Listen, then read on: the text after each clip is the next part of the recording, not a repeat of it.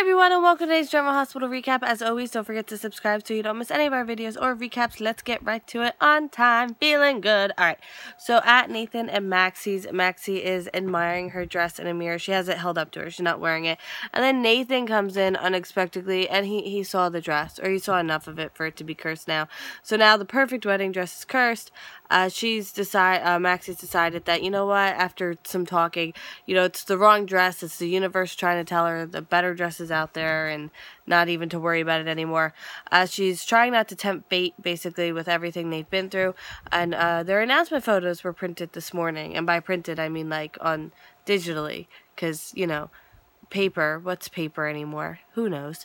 And they need to pick a date for their wedding. And now on to like some real actual issues of life. At the hospital, Anna comes to visit Griffin. He seems troubled.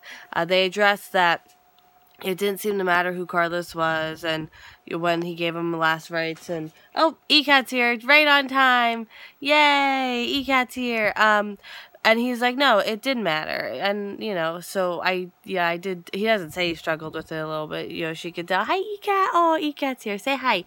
You can't not show your beautiful face. Okay. So she acknowledges that she doesn't have to understand his reasons for forgiveness for them to move on. And she wants to stay close. Thank you for the tale, ECAT. So she asked how he became a priest. She's honestly curious. She's not trying to, be imposing or anything. He says it's complicated, and she asks if he wants to talk about it, and he's like, how well do you know Nathan West? And I'm like, oh, where is this going? So she has a lot of nice things to say about Nathan, obviously, and he says he got pulled to do a situation between Nathan and Maxie. She's like, you have it? He's like, no, nothing like that. So she asks why he left the priesthood. He says a woman came in for guidance. She said her husband was cold and neglected her, and he tried to provide support, and he allowed himself to be seduced. And she kind of questions him on that, and he's like, well, everyone who is in that position at some point has to, give into it. So that's how he sees that. And it ended horribly. The woman apparently didn't need any help. The husband wasn't the man she described, and they all paid a terrible price. Dun, dun, dun. Yeah, you like that? Dun, dun, dun. So he brings up Alexis, and she's like, yeah, this whole thing frustrates me, but she'll find a way to get Julian through the legal system, and he wants her to be able to unburden herself and find happiness. And she almost tells him she went on a date, but then she doesn't. But she considered it. You can definitely tell. At Sunny's / Sunny and Carly's at Casa Corinthos, that's what I was calling it. Ha! I remembered.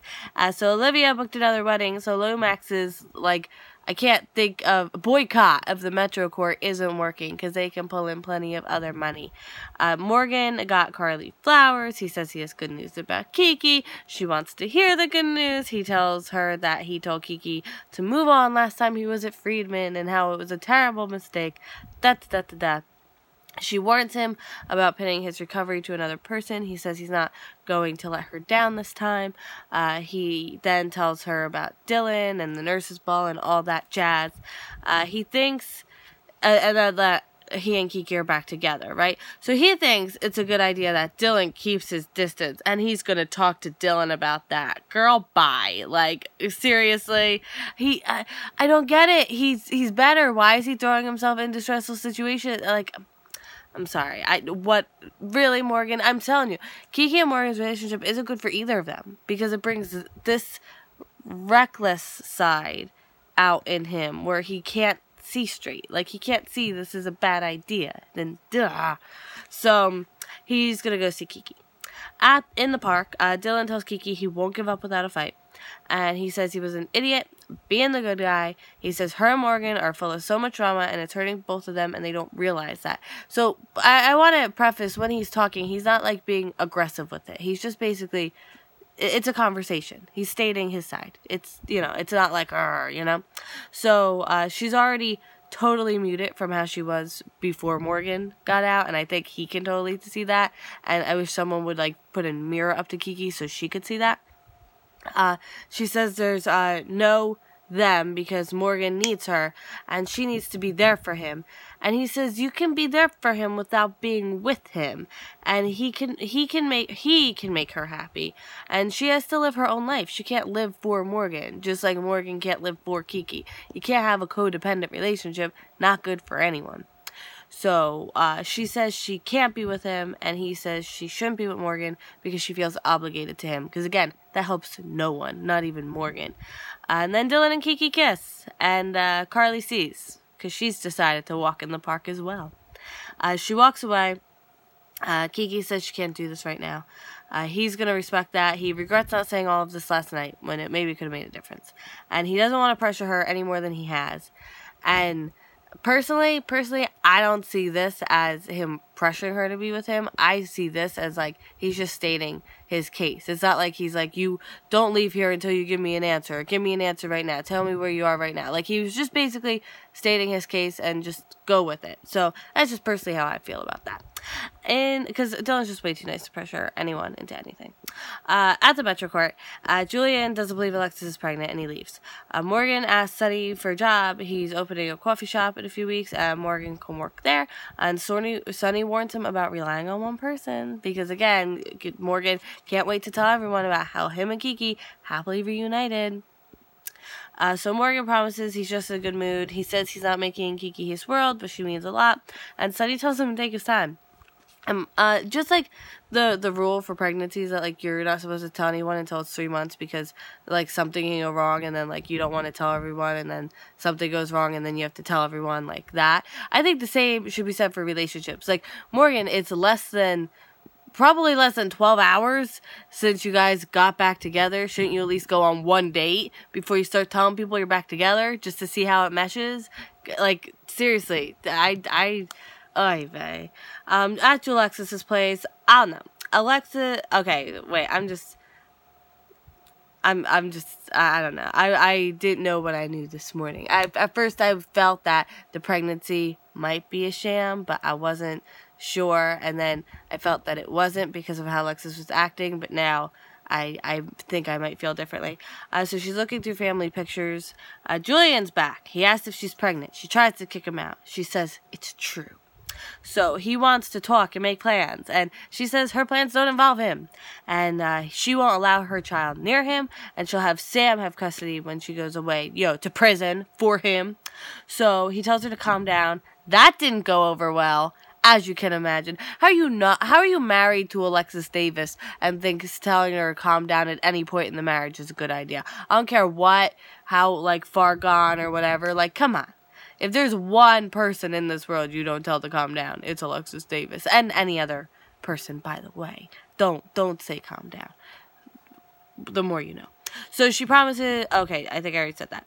Oh, yeah. She promises again he'll never get near the child. And this is the last words he'll speak of the child. So... if you can imagine, he can't believe all the anger and hate she has. This should be a beautiful moment, and she's just turning it into something ugly. Really? So, he says he loves her. Their love is greater now. Something has to change. They need to rethink how they proceed. So he basically wants to time travel to before he killed Carlos. But he doesn't say that exactly. But before the whole Carlos thing, he's very careful how he talks, by the way. Because say what you want about Julian, coward, this, that, and the other thing. Stupid, not one of them. So he says he didn't consider the toll going through a murder trial would take on her. And now that she's pregnant, he doesn't want that kind of stress on her. So, I don't know. Take that as you will. So she clearly says, so you're saying you won't let me stand trial for what you did. And that's when I realized, oh girl, you are still recording this. And now end scene. I like having the tripod and not worrying about holding the selfie stick up. Even though, like, I had it jammed in my couch, it still was a little shaky. Anyway, end scene. Woo! Griffin thinks about that night, and we see Claudette for the first time, but not her face. We just see that let me tell you, styling the back of the hair is, like, the hardest thing to do, and her hair looked great. I mean, it was dark, it was nighttime, it was that night, and, but still, I gotta give credit where credit's due. She's gonna blow up Nathan and Maxie, but, whatever. Nathan and Maxie pick a date. We don't know what that date is. The announcement photo is on a tablet, and there's a strange woman's hand with a ring a very beautiful ring, zooming in on Nathan's face. Oh no, not good. I'm sensing all the not goodness. Right, cat? Cat that's meowing? Right.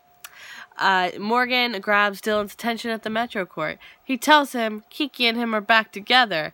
And, hey, Dylan, you need to keep your distance. And at this point, I was just like, this is the most hilariously self-unaware thing that's ever happened in the history of the last 5 days. And, where was I? Carly confronts Kiki about what she's doing to Morgan. Okay. And Anna goes over Sonny's. She asks Sonny if he set it up. He says yes, and Julian took the bait. And I was like, oh, Anna's in on this whole thing. I'm so happy. And Alexis really pushes, and Julian brought a pregnancy test. And he wants her to take it to prove to him she's pregnant before they do anything. Oh, so close.